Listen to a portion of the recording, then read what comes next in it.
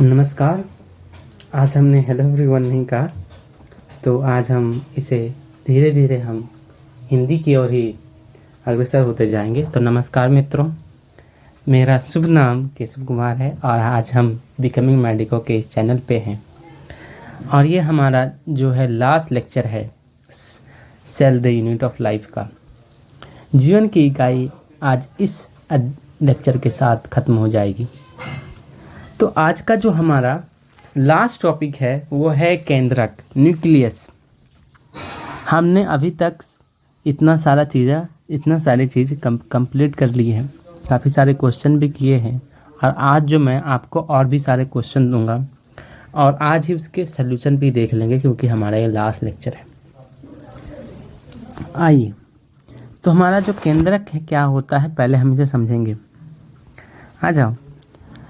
जैसे कि हमने क्या देखा था हमने कि सेल होता है कोई भी यूकैरियोटिक और उसके बीच में क्या होता है पापा क्या करते हैं, वो सारे चीज़ों को कंट्रोल करने का काम करते हैं। इसमें क्या होता है, पापा के पास डीएनए सबको कंट्रोल करता है, इन्फॉर्मेशन देता है, भाई साहब तेरे को ये काम करना है, भाई साहब तेरे को ये काम करना है, भाई साहब तेरे को ये काम करना है। तो इसके ये सबको क्या करता है, मैसेज दे के सबसे काम करवाता है। तो आज हम इसी के बारे में समझेंगे जो पूरे कोशिका को कंट्रोल करता है। Master mind. आ जाओ। तो कोशिकीय अंगक केंद्रक की खोज सर्वप्रथम रॉबर्ट ब्राउन ने की थी। किसने की थी? केंद्रक की खोज सर्वप्रथम रॉबर्ट ब्राउन ने की थी। उसके बाद फ्लेमिंग ने केंद्रक में मिलने वाले पदार्थ जो क्षारीय रंग से वर्णित होते हैं उसे क्रोमेटिन कहा था। देखो, आपके पास कुछ प्रश्न आ चुके हैं। एक तो ये क्रोमेटिन क्या होता है और दूसरा क्या, ये क्षारीय अभिरंजक। देखो, क्षारीय अभिरंजक का इस्तेमाल क्यों किया? हमारी जो डीएनए होती है वो क्या होती है, डीएनए हमारी क्या होती है, एसिडिक। इसलिए तो हम कहते हैं डीएनए क्या होती है, डीऑक्सीराइबोन्यूक्लिक एसिड। या आरएनए क्या होती है, राइबोन्यूक्लिक एसिड। तो एसिड से कौन रिएक्शन करेगा, बेस। अम्ल से कौन रिएक्शन करता है, क्षारीय। इसलिए हमने क्षारीय अभिरंजक ऐसा रंग लिया, क्या लिया, क्षारीय लिया, जिससे ये रंग हो सके। ठीक है, इसे शायद बेसिक फ्यूजिन कहते हैं। ठीक है, ऐसे ही कोई रटने की आवश्यकता नहीं, इसकी कोई आवश्यकता नहीं, बेसिक फ्यूजिन होती है।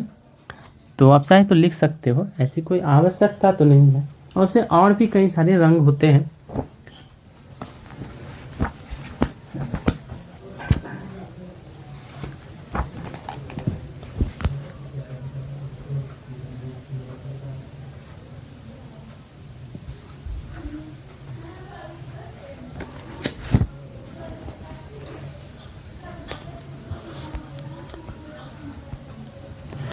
एक काम करते हैं, हम लिख ही लेते हैं। क्या लिख लेते हैं, बेसिक फ्यूजिन। आ जाओ, बेसिक फ्यूजिन आ जाओ। तो अभी हम आपको कुछ बातें हम आपसे डिस्कस करेंगे। क्या डिस्कस करेंगे? हम आपसे डिस्कस करेंगे, यहाँ पे आ जाइए आप। हम आपसे कुछ बातें डिस्कस करेंगे डीएनए को लेके क्या बातें हम अभी यहाँ पे डिस्कस करेंगे कि हम जानते हैं डीएनए कैसा होता है। डीएनए होता है ऐसा, ठीक है। ये है हमारा डीऑक्सीराइबोन्यूक्लिक एसिड। डीएनए किससे बना होता है, डीऑक्सीराइबोन्यूक्लिक एसिड। तो हमारा क्या है, डीएनए।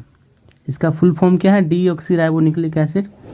और डीएनए तो हमारे कोशिकाओं में क्या होता है, हमारी कोशिका कितनी होती है, खूब से खूब 10 से, यूकैरियोटिक कोशिका कितनी होती है, 10 से 20 माइक्रोमीटर।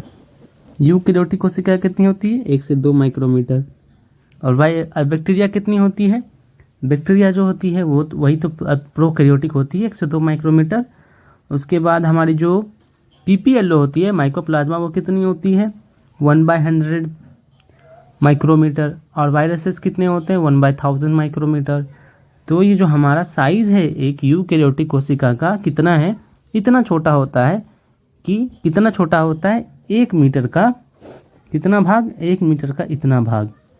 आ जाओ 1 2 3 4 5, 1 मीटर का इतना भाग जो हम करेंगे तब जाके कोशिका मिलेगी।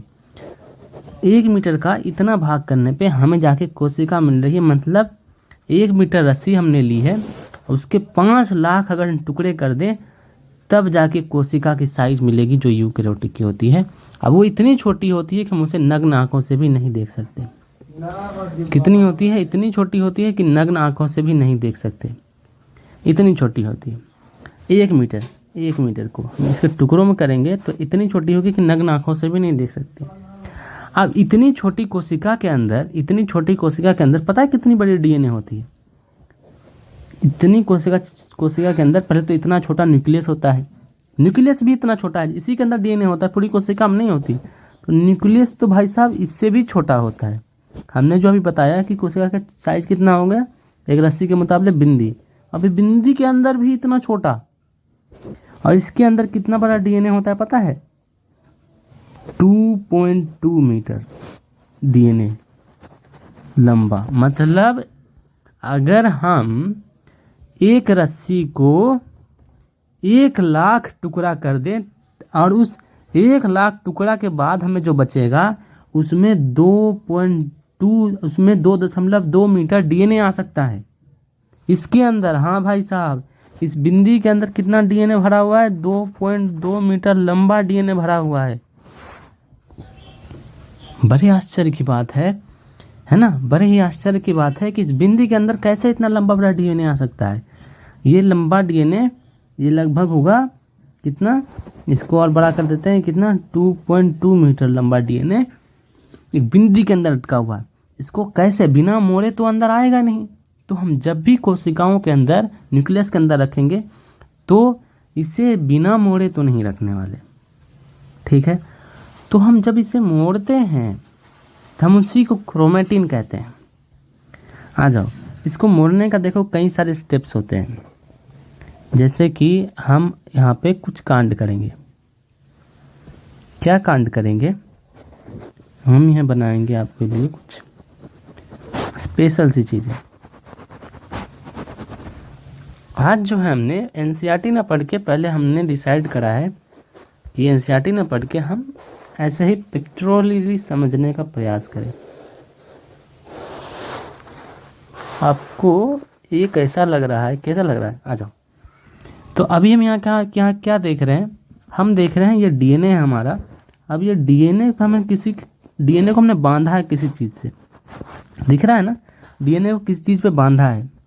इस जो हमने बांधा है इसका एक नाम है, क्या नाम है, इसका नाम है हिस्टोन। हिस्टोन प्रोटीन क्या होता है, बेसिक क्षारीय, और डीएनए क्या होता है, अम्लीय। क्यों, अबे डीऑक्सीराइबोन्यूक्लिक एसिड तो क्या होगा, एसिडिक होगा, इसके नाम ही एसिड लिखा हुआ है। तो इसलिए हम इसे बेसिक क्षारीय से बांध देते हैं। एसिड बेस रिएक्शन करती है ना, तो एक गठबंधन होता है, लड़का देखो लड़की की तरफ अट्रैक्शन होता है, तो उसी प्रकार कि एसिड को बेसिक से प्यार है। तो ये डीएनए को हम हिस्टोन प्रोटीन जो कि बेसिक होता है उसके ऊपर बांध देते हैं, क्योंकि हमें कंडेंस करके रखना है। इस 2 मीटर लंबे डीएनए को हम इसे छोटे बिंदी में अगर रखना है तो क्या करना पड़ेगा, हमें कंडेंस करना पड़ेगा। कंडेंस मतलब मोड़ मार के धरना पड़ेगा। क्या करना पड़ेगा, मोड़ मार के धरना पड़ेगा, मोड़ कर। तो काफ़ी मोड़ के धरना पड़ेगा, जिस प्रकार हम ऊन को मोड़ के धरते हैं उसी प्रकार। और इसको हम कहते हैं, जो हमारी संरचना इस यहाँ बनी है इसको कहते हैं न्यूक्लियोसोम। न्यूक्लियोसोम। अब देखो, अब इसमें भी कई सारे कंडेंसेशन होते हैं। इसमें कंडेंसेशन क्या होते हैं, मैं आपको दिखाता हूँ। यहाँ हमने बनाया है, देखो हमने क्या बताया है, यहाँ पे मैंने ऑलरेडी लिख रखा है, ठीक है। उसके बाद हमने क्या कहा कि यहाँ डीएनए आ गया आरएनए आ गया, इसका हम और कंडेंसेशन करेंगे। कंडेंसेशन कैसे करेंगे, इसका हम और कंडेंसेशन करेंगे। कंडेंसेशन कैसे करेंगे, यहाँ पे हमारी एक प्रोटीन थी हिस्टोन, अब यहाँ पे non histone protein, non histone protein condense करने के लिए और लगा देंगे। जिससे क्या होगा, देखो डीएनए से क्या होता है, डीएनए से आरएनए बन रहा होता है, डीएनए से आरएनए बन रहा होता है। तो जब हम इसे कंडेंस करेंगे तो कुछ आरएनए भी इसमें फंस के रह जाएंगे। तो क्या होगा हमारे पास, एक तो डीएनए आ जाएगा, एक तो आरएनए आ जाएगा, कुछ ही पार्ट, ज़्यादा नहीं, सम। उसके बाद हमारी हिस्टोन प्रोटीन आ जाएगी, फिर नॉन हिस्टोन प्रोटीन, ये सारी चीज़ें आ जाएंगी। तो इन सारी चीज़ों को मिला के कहते हैं क्रोमेटिड। ठीक है, क्रोमेटिड। तो हमारी जो ये क्या है, हमारी न्यूक्लियस में क्या होता है, क्रोमेटिड होता है। हमारी न्यूक्लियस में क्या होता है, क्रोमेटिड होता है। क्या होता है न्यूक्लियस में, क्रोमेटिड। जब हमारा सेल काम कर रहा होता है तो क्रोमेटिड होता है, इस अवस्था में हमारा क्रोमेटिड होता है। ठीक है, क्योंकि हमें बांध के रखना पड़ता है, क्योंकि काम भी कर रहा है तब भी बांध के हमारा रखना पड़ता है। और जब कोशिका विभाजन होती है, जब कोशिका विभाजन होती है तो हमें इसे और भी मोड़ना होता है। एक्चुअली मैंने ये सब कर रखा है तो क्यों ना वहीं जाया जाए, मैं सब करके इसलिए रखता हूँ क्योंकि समय बच सके। लगभग हम 7-8 चैप्टर कर चुके हैं, जो कोई इतने सारे चैप्टर का 7-8 चैप्टर नहीं किए हमने, लगभग हमने 7-8 लेक्चर किए हैं। और इन लेक्चर्स में हमने लगभग 1 घंटे से ऊपर का रखा है। और फिर भी 7-8 लेक्चर करने के बाद भी मैं पहले से ही लिख के आता हूँ। अगर मैं पहले से लिख के नहीं आता तो 14-15 लेक्चर हो जाते, क्योंकि हम एक एक लाइन देख रहे हैं एनसीईआरटी की और उसे समझ रहे हैं ब्रीफली।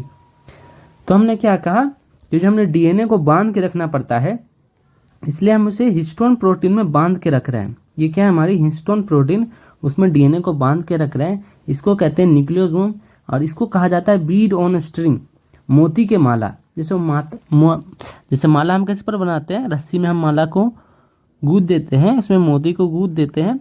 हमारी इसी प्रकार में होती है रस्सी में मोती को गूंथ देते हैं, उससे लोग फिर ओम नमः शिवाय करते हैं। तो उसे ही हमारी ये मोती के माला न्यूक्लियोसोम बिल्कुल वैसी प्रकार की होती है, ओम नमः शिवाय करने के लिए। सेल इससे ओम नमः शिवाय करती रहती है, मतलब इसको पढ़ती है और इससे पढ़ के क्या बनाती है, आरएनए। ऐसे ओम नमः शिवाय करती है और क्या करती है, बनाती है आरएनए। अब आरएनए जाता है राइबोसोम के पास, किसके पास जाता है आरएनए, ये हमारी आरएनए, और हमारी गई राइबोसोम के पास। राइबोसोम ने क्या बना दिया, प्रोटीन। ठीक है, मैसेज होता है, आरएनए क्या होता है, मैसेज, खत, चिट्ठी, क्या चिट्ठी, और चिट्ठी पढ़ा और प्रोटीन बना दिया। क्या काम था, वो काम कर दिया। तो ये क्या है, ओम नमः शिवाय करता है, ओम नमः शिवाय करके क्या है, ये अपना आरएनए बना लेता है। जैसे आप ओम नमः शिवाय माले में पढ़ते हो तो सही सेल ये ओम नमः शिवाय इस पे पढ़ता है और इससे मैसेज निकाल लेता है। ठीक है, तो हम देख रहे हैं कि ये जो हमारी है क्या, न्यूक्लियोसोम को भी हम ज़्यादा कंडेंस करके रखते हैं। किस प्रकार सेल में कंडेंस करके रखते हैं, नॉन हिस्टोन प्रोटीन, और जो हमारी आरएनए यहाँ से बन रही होती है ये भी इसमें फंस जाती है। जब ज़्यादा कंडेंस हो जाती है तो हम दूसरा कलर इस्तेमाल करेंगे। आरएनए जब बन रही होती है तो वो भी फंस जाती है। तो हमारी क्या हो जाती है, कुछ तो हिस्टोन, नॉन हिस्टोन प्रोटीन, कुछ आरएनए, उसके बाद डीएनए, हिस्टोन, सारी कंडेंस। अब इसको जब भी हम कंडेंस करते हैं, ये हमारी जो क्रोमेटिड बन चुकी है, ये क्या बन चुकी है, क्रोमेटिड। और जब कोशिका विभाजन करना होता है तो हम इसको और भी कंडेंस कर लेते हैं, जिसे हम क्रोमोसोम कहते हैं। क्या कहते हैं, क्रोमोसोम। यहाँ तक जो हमारी होती है हिस्टोन, ये क्या होती है, एक्टिव होती है, सक्रिय। इसको पढ़ सकते हैं, जिस प्रकार ये है डीएनए, इसको पढ़ सकते हैं, वैसे यहाँ भी पढ़ सकते हैं, पर इसको नहीं पढ़ सकते। वो कैसे, देखो हमारे पास क्या है, एक कॉपी है हमारी। ठीक है, अब कॉपी पे हमने लिखा है कुछ, हमने नोट्स बनाया है बायो का, ठीक है, कॉपी में लिखा है। अब हम इसको थोड़ा सा कंडेंस कर लेते हैं। तो हमने इसे थोड़ा सा कंडेंस कर लिया। अभी भी हम इसको थोड़ा सा खुल के पढ़ सकते हैं। अब हमने क्या किया, इसको और भी कंडेंस कर लिया, है ना। कंडेंस में मतलब मोड़ मार के क्या किया हमने, ऐसे बांध दिया मोड़ मार के। तो इसने भी ऐसे किया है, मोड़ मार के पूरे को बांध दिया है। तो इसको पढ़ नहीं सकते। अभी यहाँ पे हम पढ़ सकते हैं, पर जब इसको पूरा मोड़ मार कागज़ को पूरा साला मोड़ मार देंगे तो पढ़ पाएंगे क्या? नहीं पढ़ पाएंगे। तो वही यहाँ काम कर रहा है, इसको पूरा मोड़ मार दे रहा है, तो जिसके कारण ये अपने आप मैसेज को नहीं पढ़ पा रहा है। इसलिए क्या होती है, हमारी जो क्रोमोसोम क्या होती है, इनएक्टिव होती है, इसको हम पढ़ नहीं सकते। ठीक है, आ जाओ। तो हमने ये समझ लिया कि क्रोमेटिन क्या होती है और क्रोमोसोम क्या होता है। अब देखो, क्रोमेटिन इसका नाम क्यों पड़ा है? क्रोमा का मतलब होता है कलर और टिन का मतलब होता है धागा। मतलब ऐसे धागे जो रंगे हुए हैं। क्यों रंगे हुए हैं? क्योंकि इसने क्षारीय रंग का इस्तेमाल किया था। अब इसको हमें रंग दूं, ये जो है चीज़ें रंग जाए तो रंग, अगर मैं इसे रंग दूं तो क्या होगा, ये रंगे हुए दिखाई देंगे। तो इसने देखा यार ये तो रंगे हुए धागे दिख रहे हैं, हमें तो कुछ धागे दिख रहे हैं रंगे रंगे। तो इसने कह दिया क्रोमेटिन, ऐसे धागे मुझे दिख रहे हैं जो रंगे हुए हैं। किसने देखा? फ्लेमिंग ने क्या देखा कि मुझे कुछ रंगे रंगे धागे दिख रहे हैं। क्यों भाई साहब? क्योंकि तू नहीं रंगा है ना, क्योंकि तू नहीं रंगा है तो उसने नाम धर दिया क्रोमेटिन। क्यों? रंगे रंगे धागे दिख रहे हैं, उसका नाम ही धर दिया रंगे रंगे धागे। आजा, अब जो हमारी क्रोमेटिन भी होती है वो दो प्रकार की होती है। मैंने कहीं लिखा है क्या? हाँ, क्रोमेटिन भी जो होती है हमारी दो प्रकार की। देखो सी कहाँ चला गया? एक बात तो मुझे समझ नहीं आता,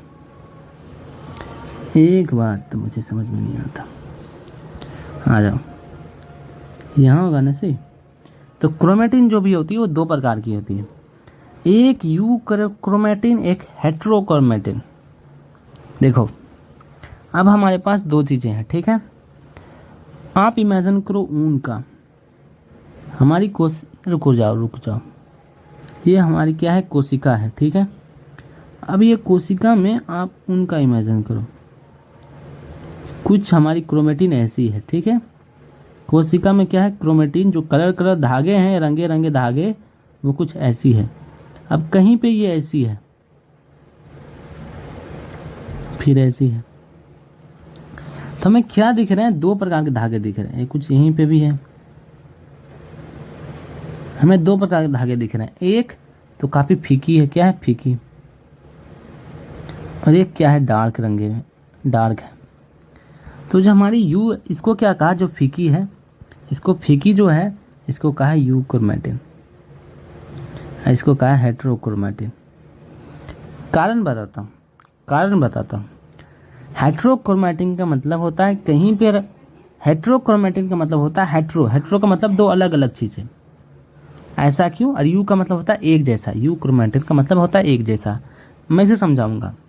तो जो हमारी यू क्रोमेटिन होती है वो क्या होती है? लेस कंडेंस होती है। जो हमारी यू क्रोमेटिन ये सारी है क्या है? कम कंडेंस है। यू क्रोमेटिन ये क्या है? कम कंडेंस है।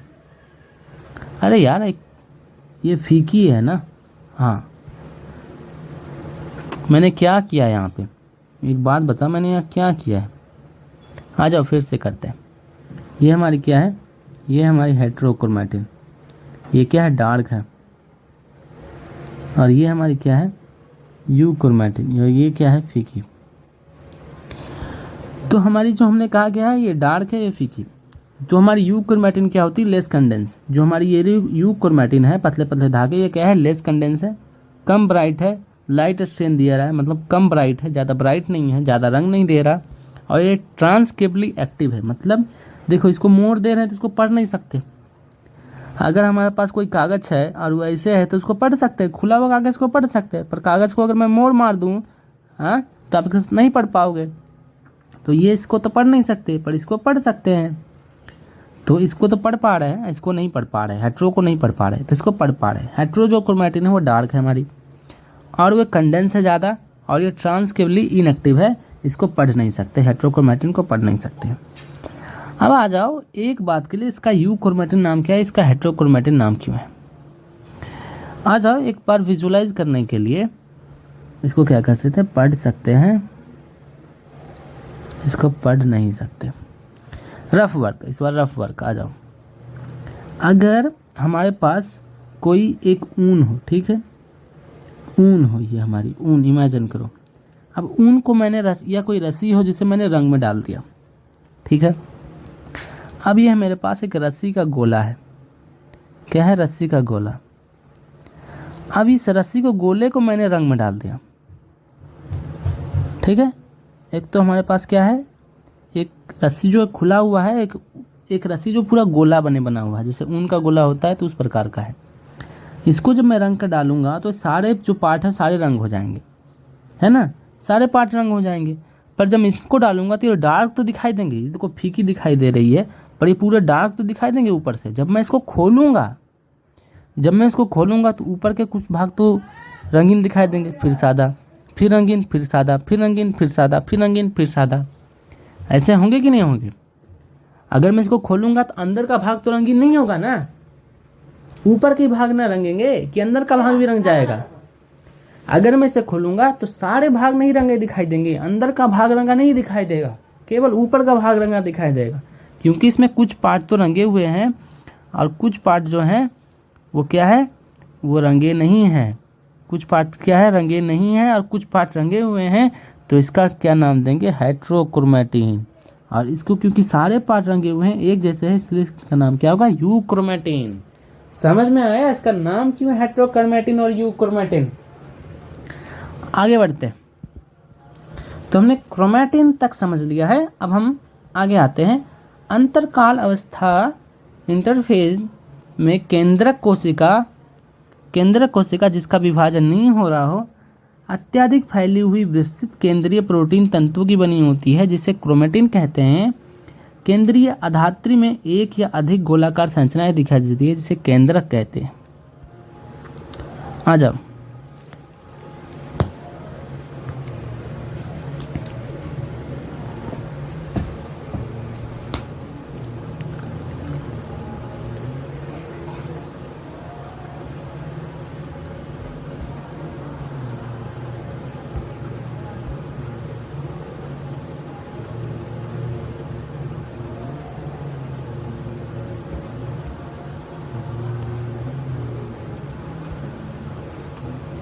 सॉरी, जिसे केंद्रिका कहते हैं। केंद्रिका हमारी क्या होती है, न्यूक्लियोलस। अब मैं समझाता हूँ। इंटरफेज, अंतरकाल का मतलब होता है इंटरफेज। अंतरकाल का मतलब दो कोशिकाओं के बीच का काल। अंतरकाल का मतलब क्या हो गया, दो कोशिकाओं के बीच का काल। आप चाहो तो आपके पास कोई जगह हो तो देख लेना, ठीक है। अब चाहे तो यहाँ लिख लेना, यहाँ लिख लो अंतरकाल का मतलब क्या, दो कोशिकाओं के बीच का काल, अंतरकाल। इंटरफेज भी इसको कहते हैं। किसको क्या कहते हैं, इंटरफेज, ठीक है। और इसमें क्या होती है, कोशिका क्या होती है, अंतरकाल। जब विभाजन नहीं, देखो जब विभाजन करेगी कोशिका तो अपने आप को क्या समेट लेगी, क्या करेगी, समेट लेगी, क्योंकि विभाजन करना है। अब इसको कोई काम नहीं करना है, कोशिका को कोई काम नहीं करना है, केवल विभाजन करना है। जब विभाजन नहीं कर रही होती कोशिका तो उसके पास काफ़ी काम होता है। माइटोकॉन्ड्रिया में काम चल रहा होता है, क्लोरोप्लास्ट में काम चल रहा होता है, हर जगह काम चल रहा होता है। तो हमें क्या होती है, प्रोटीन बनाने की आवश्यकता होती है, सबको कंट्रोल करने की आवश्यकता होती है। तो इस समय पे हमारा जो क्रोमेटिन है वो आपको दिखाई देगा, आपको तंतु दिखाई पड़ेगी, कोशिकाओं में कई सारे धागे दिखाई पड़ेंगे, तंतुएं दिखाई पड़ेगी, जिसे आप कहेंगे क्रोमेटिन। क्रोमेटिन क्या होती है, हमारी क्रोमेटिन क्या होती है, एक्टिव। हमने क्या कहा है, क्रोमेटिन जो होती है एक्टिव, और जो हमारे क्रोमोसोम है जब कंडेंस हो जाती है कोशिका विभाजन के समय तो ये क्या हो जाती है, इनएक्टिव। क्या हो जाती है, इनएक्टिव। क्या हो जाती है भाई साहब, इनएक्टिव, ठीक है। इनएक्टिव मैंने बताया था, पढ़ नहीं सकते। जब आप पेपर को खोल के रखते हो तो पेपर को पढ़ सकते हो, या पेपर को बंद करके रखते हो पेपर को पढ़ सकते हो। जब आप खोल के रखते हो तो पेपर को पढ़ सकते हो ना, जब आप खोल के रख सकते हो पेपर को पढ़ सकते हो, जब बंद कर दो पेपर को नहीं पढ़ सकते। जब ऐसे रखोगे तो पेपर को पढ़ सकते हो, जब ऐसे रखोगे तो पेपर को नहीं पढ़ सकते। तो हमारी जो क्रोमेटिन होती है वो खुली होती है, तो क्रोमेटिन को पढ़ सकते हैं। क्रोमेटिन में भी केवल यू क्रोमेटिन को पढ़ सकते हैं, हेट्रोक्रोमेटिन को नहीं पढ़ सकते। तो हमारे यू क्रोमेटिन को पढ़ सकते हैं, उसको नहीं पढ़ सकते। तो मित्र आगे बढ़ते हैं। और जो हमारी जो कोशिकाएं सक्रिय होती है तो हमें हमारे जो केंद्रीय आधात्री में मैट्रिक्स में न्यूक्लियस मैट्रिक्स में एक या उससे भी अधिक संरचनाएं दिखाई दे सकती है, जिसे क्या कहते हैं, केंद्रिक कहते हैं। केंद्रिक का मतलब होता है न्यूक्लियोलस। क्या होती है केंद्रिक का अर्थ? न्यूक्लियोलस।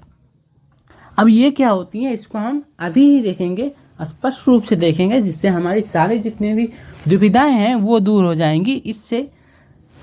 ठीक है। इलेक्ट्रॉन सूक्ष्मदर्शी अध्ययन से यह स्पष्ट होता है कि केंद्रक आवरण दो समांतर झिल्लियों का बना होता है, जिसके बीच 10 से 50 नैनोमीटर का रिक्त स्थान पाया जाता है। क्या होता है? 2 से 10, क्या है? 2 से 10 नैनोमीटर का रिक्त स्थान पाया जाता है समांतर, जिसे क्या कहते हैं? जिसे परिकेंद्रकी या पेरीन्यूक्लियर स्पेस कहते हैं। यह आवरण केंद्रक में मिलने वाले द्रव व कोशिका द्रव के बीच अवरोध का काम करते हैं। ठीक है। अब आ जाओ, अब मैं आपको आगे लेके जाता हूँ, अपने आगे वाले काम पे हम जाएंगे। कहाँ जाएंगे दिखाता हूँ। आ जाओ, आपके लिए काफ़ी खूबसूरत चित्र बनाई गई है। अब हम इस चित्र के माध्यम से हम समझेंगे कि हम आगे क्या समझने वाले हैं।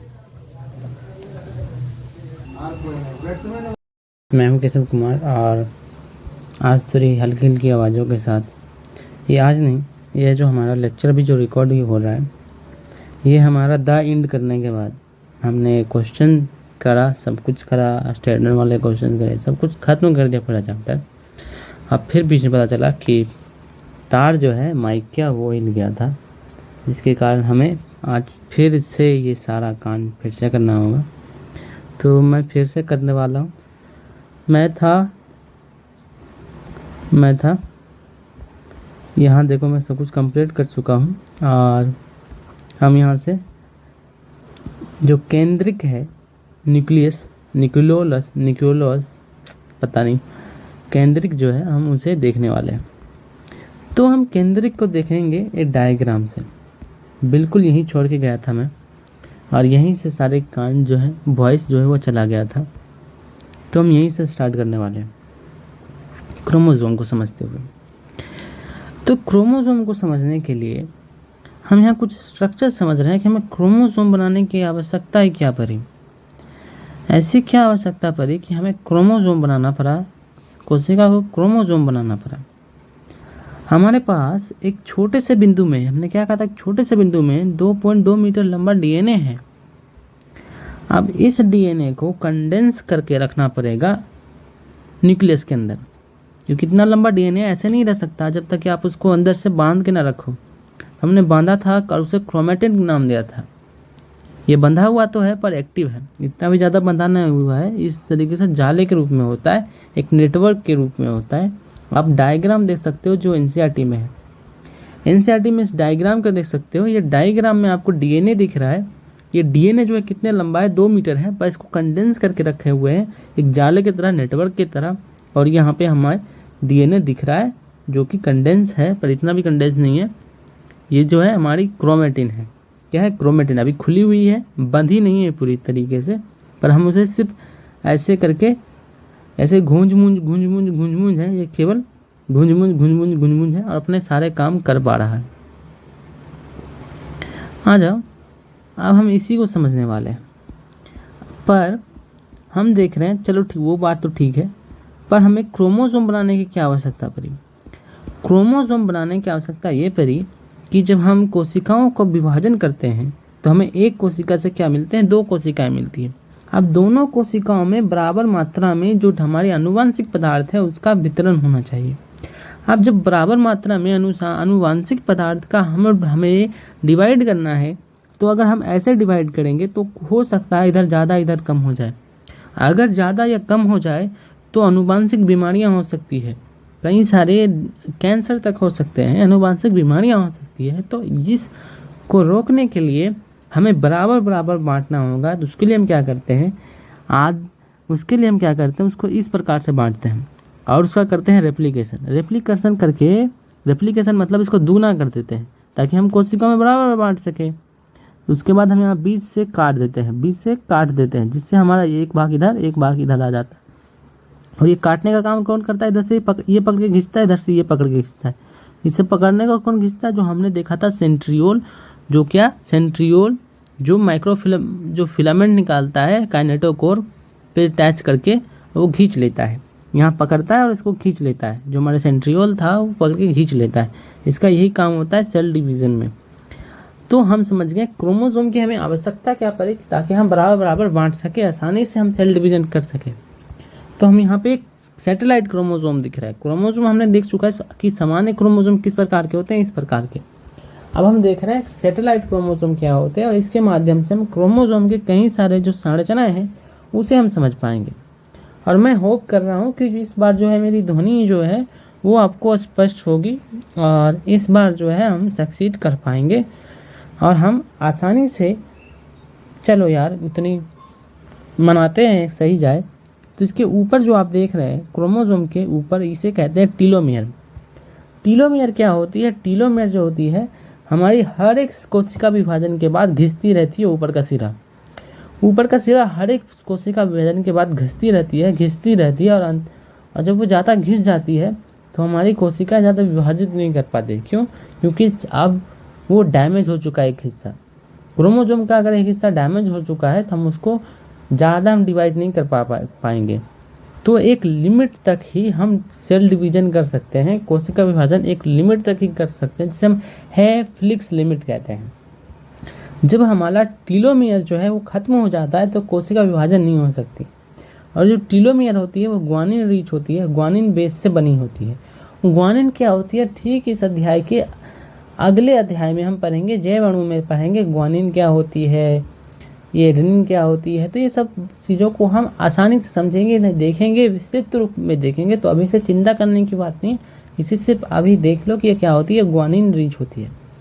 कई सारी कोशिकाओं में इसे मेंटेन करने के लिए टीलोमरेज एंजाइम होता है, जो इसे मेंटेन करता है ताकि कोशिकाएं और भी अन्य कोशिकाओं से ज़्यादा विभाजित कर सके। जैसे हमारी स्किन की कोशिकाएं, आपने बूढ़ों में देखा होगा, उसकी कोशिकाएं क्या हो जाती है, झुलस जाती है, झुल सी जाती है। क्यों? क्योंकि कोशिका विभाजन ही नहीं कर रही, पुरानी हो चुकी है। अब वो कोशिका विभाजन करने की क्षमता ही खो चुकी है। इसे कहते हैं हैफ्लिक्स लिमिट। तो हम कैसे भी करके बुढ़ापे को नहीं रोक सकते, और बुढ़ापे में कैसे भी करके मृत्यु को नहीं रोक सकते। क्यों? कि कोशिका विभाजन ही खत्म होने जा रही है। अब आ जाओ सेंट्रोजोम। हमें इस बीच देखो हमारा क्या है, हमने डीएनए को कंडेंस किया, और जो हमारा कंस्ट्रिक्शन है, यहाँ पे जो गांठें बनी हुई है, इसको सेंट्रोजोम या सेंट्रोमियर कहते हैं। क्या कहते हैं? सेंट्रोमियर कहते हैं। अब यहाँ पे कुछ कोशिकाओं में एक दूसरी गठाने जैसी होती है, जिसे हम सेकेंडरी कॉन्सेंट्रेशन कहते हैं, या nor, nuclear organizer region. Nuclear organizer region क्यों कहते हैं? क्योंकि इसकी कुछ जो डीएनए का कुछ अंश है वो हमारी न्यूक्लियोप्लाज्म में बाहर आ जाता है। डीएनए का कुछ अंश जो है न्यूक्लियोप्लाज्म में बाहर आ जाता है, और क्योंकि ये हिस्सा खुला हुआ है, तो इसे आसानी से रीड किया जा सकता है, इसे आसानी से पढ़ा जा सकता है। आप जानते हैं डीएनए खुला हो तो हम उसे आसानी से पढ़ पाएंगे। जिस प्रकार क्रोमेटिन अगर खुला होता है तो हम उसे पढ़ पाते हैं। क्योंकि ये हिस्सा खुला हुआ है तो हम इसे आसानी से पढ़ पाएंगे, और क्योंकि इससे पढ़ के हम क्या बनाते हैं, आरएनए, राइबोसोमल आरएनए। राइबोसोम का जो आरएनए होता है हम इसे बना लेते हैं, और बाहर से प्रोटीन लाता है, जिससे हमारा राइबोसोम बन जाता है।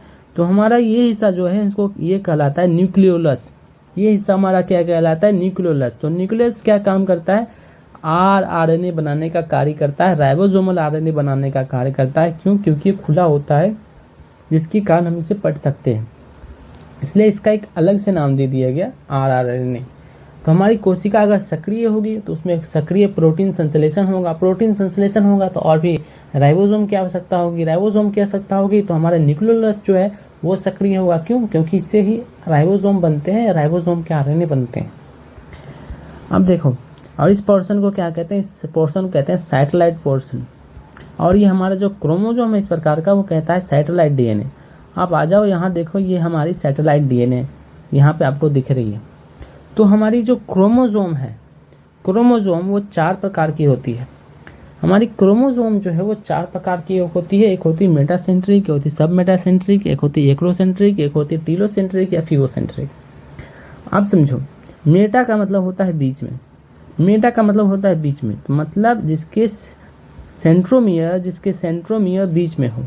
और सब मेटा का सेंट्रिक मतलब मेटासेंट्रिक के थोड़े से बगल में, मेटासेंट्रिक के थोड़े से बगल में को कहेंगे सब मेटासेंट्रिक।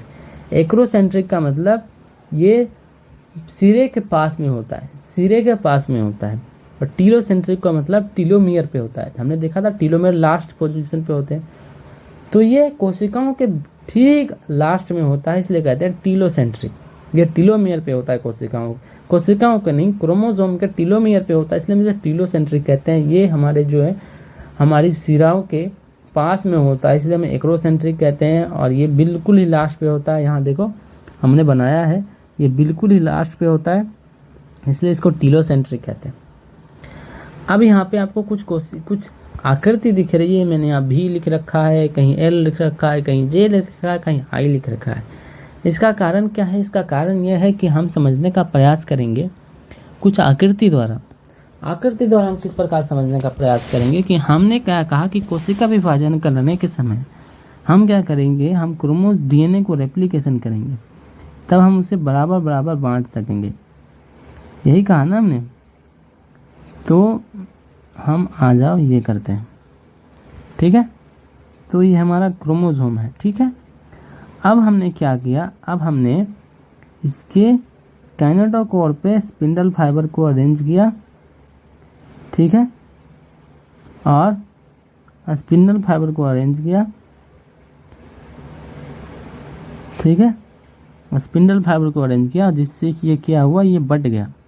अब क्योंकि जब हम इसे खींचेंगे तो क्या होगा, इसे खींचेंगे तो ये वाला हिस्सा, अगर आप समझो इसको खींच रहे हो आप ऐसे, तो ये एक हिस्सा ऐसे जाएगा, है ना। अगर मैं इसको ऐसे खींच रहा हूँ, इसको यहाँ से पकड़ के खींच रहा हूँ, तो ये पीछे वाला हिस्सा क्या हो जाएगा, इधर चला आएगा, है ना। जैसे आप कोई रस्सी हो, रस्सी को यहाँ बीच से पकड़ के आप खींच लो, तो क्या होगा, ऐसे रस्सी जाने लगेगी। तो उसी प्रकार यहाँ पे जो हम क्रोमोसोम को बीच से पकड़ के खींच रहे हैं, तो ये क्या हो रहा है, हमारा भी शेप की आकृति बन रही है। तो जब हम मेटासेंट्रिक क्रोमोसोम को खींचते हैं तो भी शेप की आकृति बनती है, सब मेटासेंट्रिक को खींचते हैं तो एल शेप की आकृति बनती है, और जब एक्रोसेंट्रिक क्रोमोसोम को खींचते हैं तो जे शेप की आकृति बनती है, और जब टीलोसेंट्रिक क्रोमोसोम खींचते हैं तो आई शेप की आकृति बनती है।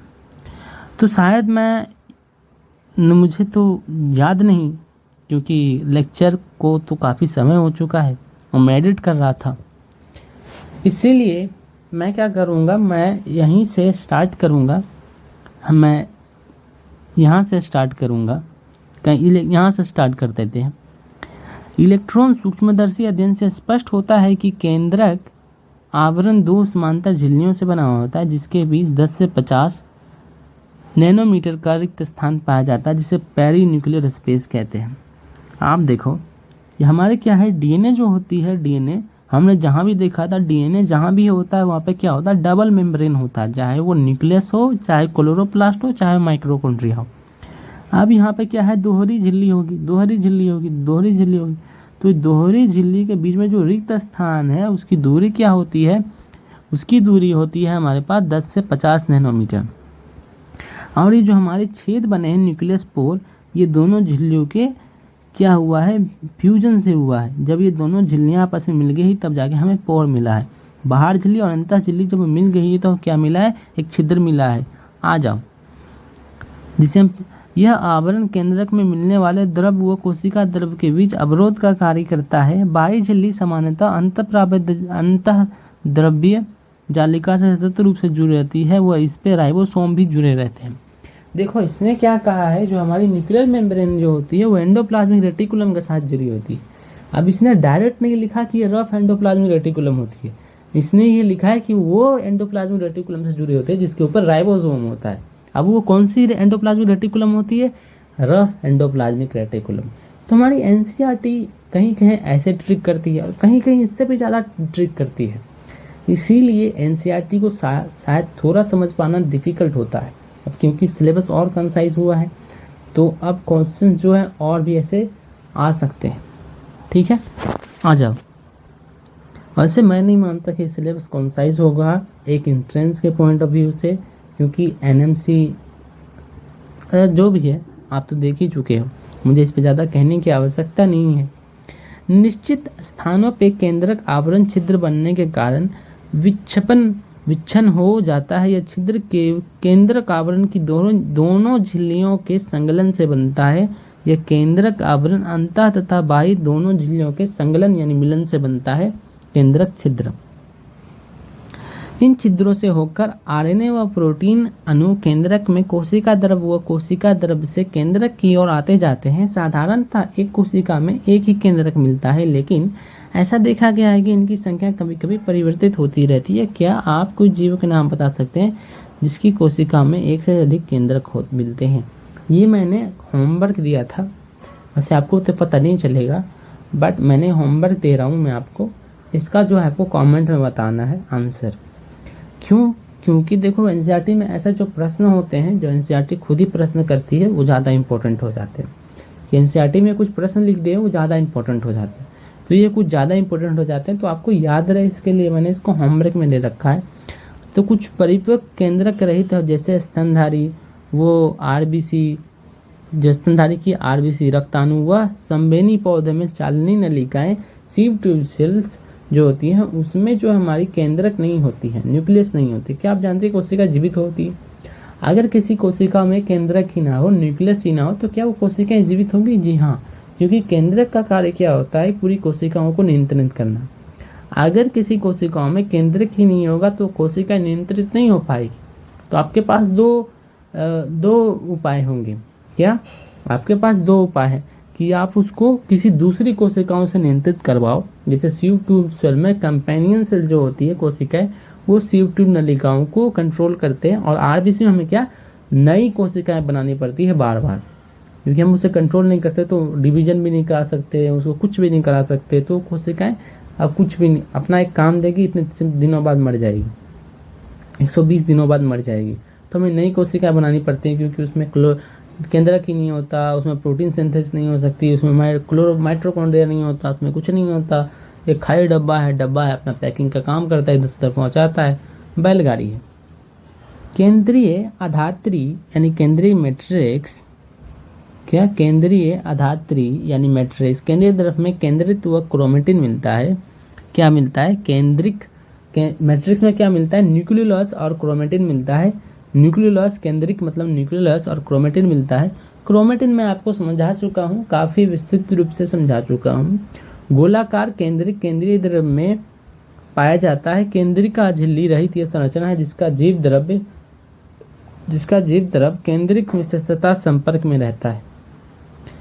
यह सक्रिय राइबोसोम आरएनए संश्लेषण हेतु स्थल होते हैं, जो कोशिकाओं में अधिक सक्रिय रूप से प्रोटीन संश्लेषण करती है। उसमें वो बड़े अनेक केंद्रिक मिलते हैं।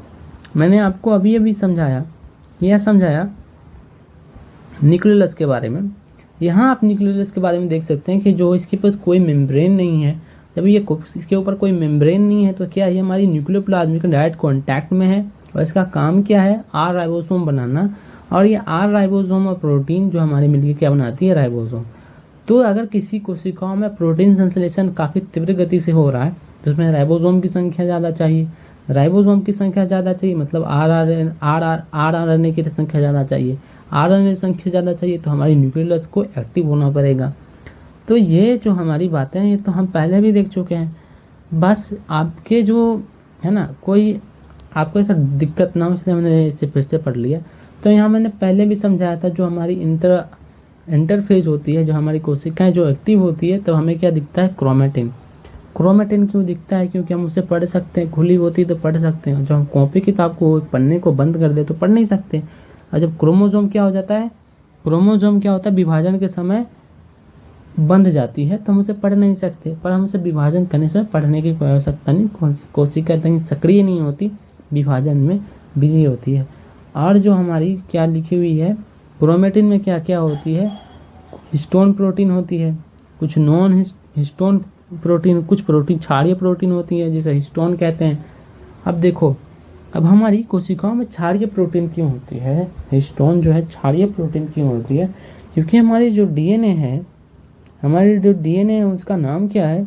हमारी जो डीएनए है उसका नाम है डीऑक्सीराइबोन्यूक्लिक एसिड। अब जो है एसिड, अब एसिड जो किसके साथ रिएक्शन करेगा? बेस के साथ। अम्ल किसके साथ रिएक्शन करेगा? क्षार के साथ। तो इसको कंडेंसेशन कराना है तो अच्छा कंडेंस किसके साथ हो जाएगा? एक ऐसे प्रोटीन जो क्षारीय अवस्था में हो। उसके बाद इसके अतिरिक्त जो है हायर कंडेंसेशन के लिए हम नॉन हिस्टोन प्रोटीन भी इस्तेमाल करते हैं। मैंने बताया था जो डीएनए से आरएनए भी बन रहा होता है तो कंडेंसेशन समय कुछ आरएनए भी उसमें फंस के रह जाते हैं। मनुष्य की एक कोशिका तो ये हम पहले भी देख चुके हैं, तो इसके है ना आपको समझ में ना ऐसी कोई बातें नहीं होनी चाहिए, क्योंकि एक प्रकार का रिवीजन हो चुका है, हम इसे पहले भी देख चुके हैं आराम से। मनुष्य की एक कोशिका में लगभग 2 मीटर लंबा डीएनए सूत्र 46 गुणसूत्रों यानी 23 जोड़ा में बिखरा होता है। हमारे मनुष्य में कितने क्रोमोसोम होते हैं? हमारे मनुष्य में जो है 46 क्रोमोसोम होते हैं, 23 जोड़ा क्रोमोसोम होते हैं, 46 क्रोमोसोम होते हैं। ये तो बेसिक सी बात है कि मनुष्य में कितने क्रोमोसोम होते हैं? 46 क्रोमोसोम होते हैं, 23 जोड़ा क्रोमोसोम होते हैं। इसमें जो 44 क्रोमोसोम होते हैं वो ऑटोसोम कहलाते हैं, और जो 2 क्रोमोसोम है वो सेक्स क्रोमोसोम कहलाते हैं। मतलब जो 22 जो क्रोमोसोम है वो ऑटोसोम कहलाते हैं, और एक क्रोमोसोम जो होता है सेक्स क्रोमोसोम कहलाते हैं। वो क्या क्या होते हैं? एक्स और वाई। इसको तो आपको पता ही होगा, अपने 10वीं कक्षा में तो पढ़ी होगी। आप गुणसूत्र में डीएनए का संवेष्टन यानी पैकेजिंग कक्षा 12 में विशिष्ट रूप से पढ़ेंगे, और इस चैप्टर का नाम आप मॉलिक्यूलर बेसिस ऑफ इनहेरिटेंस जानेंगे। और ये वो चैप्टर है जो बच्चे की पसीने जो है वो ढीली कर देती है। और मैं अभी मेरे खुद की पसीने चल रही है क्योंकि फैन और नहीं है। आ जाओ, तो फालतू का दोबारा मेहनत लग रहा है ना। अगर इस बार रिकॉर्ड नहीं हुआ तो एक नया माइक खरीदना होगा, शायद माइक में ही कोई दिक्कत होगी। तो हमें यहाँ पे क्या वही चीज़ें जो यहाँ पे देख रहे हैं। आ जाओ यहाँ पे देखो, तो हमारे यहाँ क्या है? क्रोमोसोम है। क्रोमोसोम के बीच का जो हिस्सा है उसे क्या कहते हैं? सेंट्रोमियर कहते हैं। मतलब एक क्रोमोसोम में कितने सेंट्रोमियर होते हैं? 1 सेंट्रोमियर होते हैं। और ये वो हिस्सा है जहाँ से हमारी क्या है? स्पिंडल फाइबर जो अटैच्ड होती है इसको खींचने का काम करती है। मतलब यहाँ से पकड़ेंगे इधर खींचेंगे, यहाँ से पकड़ेंगे इधर खींचेंगे, और ये सेंट्रियोल से निकलेगी, और यहाँ से पकड़ेंगे इसको खींच देंगे, इसके यहाँ पकड़ेंगे इसको खींच देंगे, इसको काइनेटोकोर कहते हैं। ठीक है। और ये हमारी जो है क्रोमेटिड होती है आर्म्स। ठीक है। तो एक क्रोमोसोम में 2 क्रोमेटिड होते हैं, 4 आर्म्स होते हैं, 4 भुजाएं होते हैं। आ जाओ, तो यहाँ पे क्या दिख रहा है कि गुणसूत्र सिर्फ विभाजन कोशिकाओं में दिखते हैं। प्रत्येक गुणसूत्र में एक प्राथमिक संकीर्ण मिलता है जिसे गुणसूत्र बिंदु या सेंट्रियोमियर कहते हैं। इस पर बिंबाकार की आकृति जिसे काइनेटोकोर कहते हैं। काइनेटोकोर की आकृति क्या होती है? बिंबाकार। तारकाए गुणसूत्र के दोनों अध्यत्र गुणसूत्रों के एक बिंदु पर पकड़ कर रखना है। गुणसूत्र के बिंदु के आधार पर गुणसूत्रों को 4 मैंने क्या क्या तारकाएं जो होती है इसको पकड़ के यहाँ से खींचती है काइनेटोकोर पे। तो ऐसे वही बातें हैं घसी पिटी, और यहाँ पे जो मैंने आपको बताई वही बातें यहाँ पे लिखी हुई है। और जो छोटी भुजाएं होती है यहाँ इसकी क्रोमोसोम की छोटी भुजाएं यहाँ पे इसको पी कहते हैं, और जो बड़ी भुजाएं उसको क्यू कहते हैं। तो यही बातें यहाँ पे लिखी हुई है, आप खुद से पढ़ लो, हम समय बचाने हेतु ऐसा कुछ कार्य कर रहे हैं। आ जाओ, उसके बाद हम आ जाते हैं, हमारा जो क्रोमोसोम का हिस्सा है वो समाप्त होता है। और क्रोमोसोम में और भी पढ़ने हेतु बहुत सारी चीज़ें हैं जो हम कोशिका विभाजन के समय पढ़ेंगे। ठीक है, इसे समझेंगे, विस्तृत रूप से समझेंगे। अब हम आ गए हैं माइक्रोबॉडीज़ पे। माइक्रोबॉडीज़ क्या होती है? हमने क्या देखा था कि जो हमारी रफ एंडोप्लाज्मिक रेटिकुलम थी, रफ एंडोप्लाज्मिक रेटिकुलम जो थी उससे वेसिकल्स निकल रही थी, उससे थैलियाँ निकल रही थी जो जाके गोल्जी बॉडी में जुड़ रही थी। कुछ ऐसे ही वेसिकल्स रहते हैं जो गोल्जी बॉडी में नहीं जुड़ते हैं, कुछ ऐसे ही वेसिकल्स निकलते हैं जो गोल्जी बॉडी में नहीं जुड़ते। हम उसे कहते हैं माइक्रोबॉडी, जो हमारी एंडोप्लाज्मिक रेटिकुलम से निकलती है। और ये स्मूथ एंडोप्लाज्मिक रेटिकुलम से निकलती है। किससे निकलती है? स्मूथ एंडोप्लाज्मिक रेटिकुलम से निकलती है। ठीक है, ये बहुत सारी झिल्ली आवृत सूक्ष्म थैलियाँ जिसमें विभिन्न प्रकार के एंजाइम मिलते हैं। अब आपको लग रहा होगा कि ये बहुत सारी झिल्लियाँ इसमें होती है। जी नहीं, इसमें केवल एक झिल्लियाँ होती है। इसमें क्या होती है, केवल एक झिल्लियाँ होती है, क्योंकि एंडोप्लाज्मिक रेटिकुलम में खुद एक झिल्लियाँ होती है। ये बहुत सारी झिल्लियाँ युक्त क्या है, यहाँ पे बहुत सारी झिल्लियों की थैलियाँ हैं, 1 2 3। इसमें झिल्लियाँ एक ही है पर ये थैलियाँ अनेक बनाता है। 1 2 3, 3 प्रकार की थैलियाँ हम देख रहे हैं। क्या थैलियाँ अनेक है, झिल्ली आवृत थैलियाँ अनेक हैं, पर झिल्ली के जो आवरण है वो एक ही है। झिल्ली आवृत थैलियाँ अनेक है, मैं फिर भी कह रहा हूँ, झिल्ली आवृत थैलियाँ अनेक हैं पर झिल्ली कितनी है, एक ही है। मैं फिर कह रहा हूँ, झिल्ली आवृत थैलियाँ अनेक हैं पर झिल्ली क्या है, इन थैलियों पे एक ही है। क्या है, सबका मालिक एक है। परऑक्सीसोम क्या होता है, ये जो हमारी है डिटॉक्सिफिकेशन का काम करती है।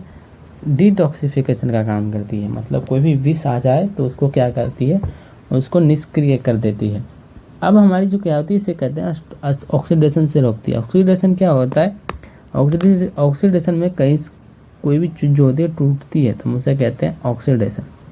जैसे हमारी कोई आयरन की रॉड है, आयरन की छड़ है, ठीक है, अब उसमें जंग लग जाए, ऐसे तो हमारी यहाँ पे क्या है, 0 इसमें पावर, बस कोई छड़ जंग लग जाए तो क्या हो जाती है, ऑक्साइड बन जाती है, Fe2O3+3। तो क्या होगा, इसका नंबर जो है 0 ऑक्सीडेशन से +3 ऑक्सीडेशन स्टेट हो चुका है। तो इसका ऑक्सीडेशन स्टेट बनने के कारण, इस पर जंग लग के कारण ये आयरन टूट गया, लोहा का सरिया टूट गया। वही रिडक्शन कहूँ तो रिडक्शन में चीज़ें बनती है। अगर मैं इस सड़े गड़े लोहे जो उठा के लेके जाते हैं आपसे, और उसके बाद उससे आयरन बनाया जा सकता है, तो इसको रिड्यूस करके फिर से छड़ बनाया जा सकता है, रिसाइकल किया जा सकता है।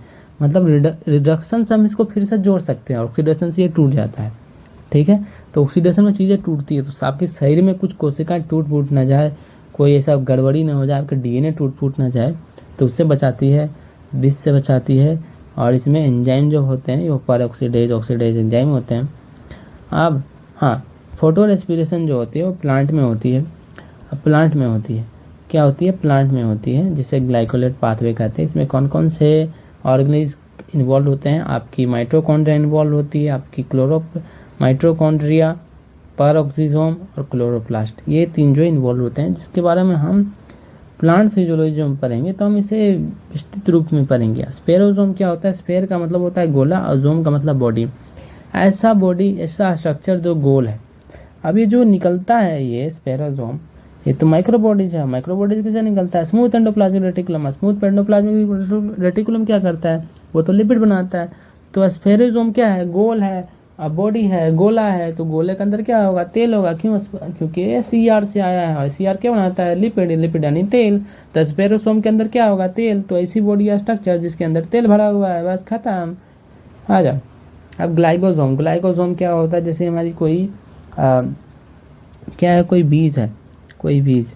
अब बीज को क्या करना है, अपना विकास करना है, तो क्या करेगा, बीज के अंदर तेल होते हैं, क्या होते हैं, ऑयल, ठीक है। अपना विकास करना है तो क्या होगा, अपने ऑयल को, ये क्या है, तेल के अंदर क्या है, यूज इस्तेमाल करेंगे अपने विकास के लिए, इससे पत्तियाँ निकालेंगे। तो इस क्या करेंगे, ऑयल को क्या करेंगे, ग्लूकोज में बदलेंगे, शुगर में बदलेंगे, जिससे से ऊर्जा प्राप्त कर सकें। तो ये जो है, ये अभिक्रिया कहलाती, ये होती है ग्लाइकोसोम के कारण, जिसे हम ग्लाइकोलेट साइकिल कहते हैं, जो हमारी पादपों में होती है। तो इसकी क्या होती है, फैट ब्रेकडाउन। तो हमारा ये जो अध्याय है यहाँ पे समाप्त होता है। मैं फिर से देखूंगा कि यहाँ पे कहीं ऑडियो का गड़बड़ नहीं हुआ है, तो हम इसे अब दाइंड मैं लगाने का प्रयास नहीं करूँगा, क्योंकि जब मैं दाइंड लिखता हूँ तो कुछ ना कुछ गड़बड़ियाँ हो जाती है। तो आप बस समाप्त होता है हमारा लेक्चर।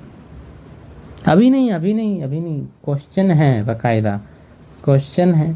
क्वेश्चन मैं आपको करवाऊँगा, आज को आपको क्वेश्चन दिए जाएंगे, और कल आने वाले अध्याय में लेक्चर में आपको मैं क्वेश्चन का आंसर करवा दूंगा, और स्टेटमेंट वाले क्वेश्चन, असोसिएशन रीजन वाले क्वेश्चन, ये सारे क्वेश्चंस करवाएंगे, ठीक है। तो कल का वो लेक्चर मिस मत करना, ठीक है, ओके बाय।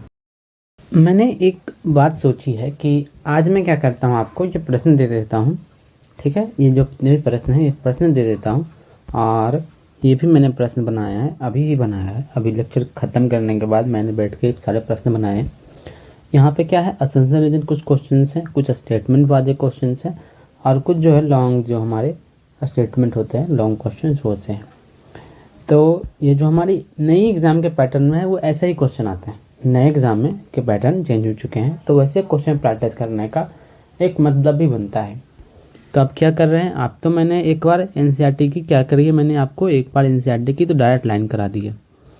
तो एक बार क्या करी है मैंने, एनसीईआरटी की लाइन टू लाइन करा दी है ना, डायरेक्ट लाइन।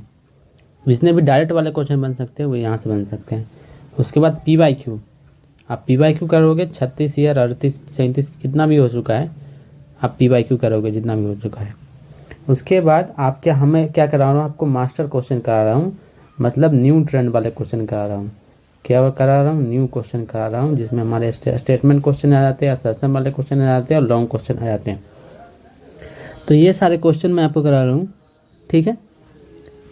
और हम आ जाओ, पहले आज मैं आपको होमवर्क दे देता हूँ, और कल क्या करूँगा, मैं इसके आंसर आपको अपलोड कर दूँगा, मतलब जितने भी आंसर अपलोड करूँगा। और वो जो क्वेश्चन है मास्टर द एनसीईआरटी क्वेश्चन जो मैंने एक सेक्शन बनाया है, इसे भी कल ही कंप्लीट करते हैं। आ जाओ, आ जाइए, आपका होमवर्क है।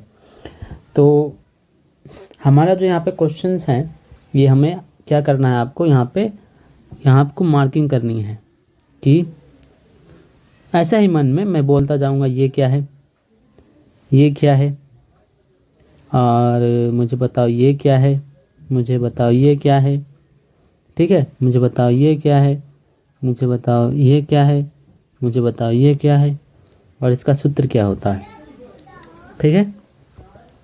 ऐसे ही अपने मन में ही बता सकते हो या लिख भी सकते हो, ऐसी कोई बात आवश्यकता नहीं, अपने मन में भी बता सकते हो, अपने मन में एक बार देख सकते हो। साइटोस्केलेटन के कार्य को लिखना है, ऐसे कौन कौन से कार्य होते हैं साइटोस्केलेटन के। सीलिया के कार्य क्या है, फ्लैजिला के कार्य क्या है, गति मुख्यतः किससे होती है, सीलिया या फ्लैजिला। गति मुख्यतः किससे होती है, सीलिया या फ्लैजिला। गति किससे होती है, सीलिया और फ्लैजिला। देखो यहाँ पे जो हमारे क्वेश्चन हैं, इसको मैं स्टेटमेंट वाले में डाल सकता था, कहीं पे भी डाल सकता था, पर यहाँ डाला हूँ, ठीक है। फ्लैजिला के कोर को क्या कहते हैं, सीलिया और फ्लैजिला की अभिवृद्धि किससे होती है, सीलिया फ्लैजिला में माइक्रोट्यूब्यूल की व्यवस्था क्या होती है, पेरिफेरल माइक्रोट्यूब्यूल्स डबलेट किस जोड़ी में किससे जुड़े होते हैं, रेडियल स्पोक क्या हो, कार्य एवं संख्या लिखें, सीलिया एवं फ्लैजिला के आधार को लिखें, सेंट्रोजोम तथा सेंट्रियोल में अंतर लिखें, बेसल बॉडी का सूत्र क्या होता है, बेसल बॉडी क्या होता है, सेंट्रोजोम होता है या सेंट्रियोल होता है, सेंट्रियोल किस प्रोटीन का बना होता है, हब किसका बना होता है, न्यूक्लियस किसने खोजा, क्रोमेटिन किसने खोजा तथा नाम लिखा तथा नाम दिया, और क्रोमेटिन किस से बना होता है, सक्रिय कोशिका में केंद्रक में क्या होता है, न्यूक्लियर मेम्ब्रेन का साइज क्या होता है, न्यूक्लियर मेम्ब्रेन में कौन सा ER होता है, उससे कौन सा अटैच्ड ER होता है न्यूक्लियर मेम्ब्रेन से, बी डोनर स्ट्रिंग किसे कहते हैं, यू क्रोमेटिन क्या होता है, हेट्रोक्रोमेटिन क्या होता है, न्यूक्लियोलस क्या होता है, उसके कार्य को लिखना है, केंद्र का यानी न्यूक्लियस में कौन सी कोशिका में पाया जाता है, एक क्रोमोसोम में कितने काइनेटोकोर होते हैं, एक क्रोमोसोम में कितने काइनेटोकोर होते हैं, एक क्रोमोसोम में कितने क्रोमोसोम होते हैं, क्रोमोसोम कितने प्रकार के होते हैं, और हमें बताना है V shape, L shape, J shape, I shape जो क्रोमोसोम होते हैं ये कौन से क्रोमोसोम में दिखे जाते हैं, माइक्रोबॉडीज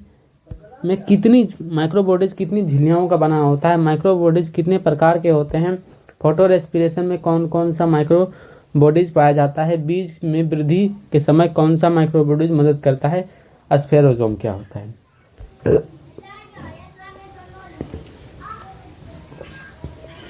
ये क्या है, ये है आपका होमवर्क, और कल आप इसे करेंगे, ठीक है, ठीक है। तो करके आइएगा आप, ये ऐसे ही मन में या तो आप आंसर दे सकते हैं या तो लिख के आंसर दे सकते हैं। मैंने प्रश्न किया, आप मन में